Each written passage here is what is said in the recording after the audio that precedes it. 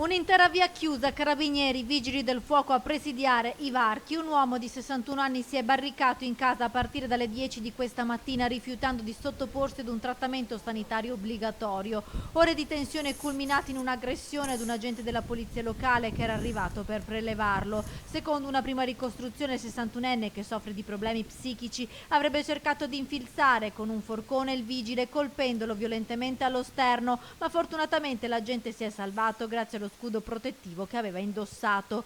Sul posto sono arrivati anche i carabinieri, che hanno chiuso via Dante, circa mezzo chilometro di strada che collega Santa Giustina in Colle con Villa del Conte. A quanto si apprende, il 61enne, barricato in casa, è solo, mentre l'anziana madre vive in una porzione di bifamiliare accanto. Le forze dell'ordine stanno tentando di instaurare un canale di comunicazione con l'uomo. Sul posto anche il comandante provinciale dei carabinieri, il colonnello Antonio Manzini, che sta cercando una mediazione per convincerlo ad uscire.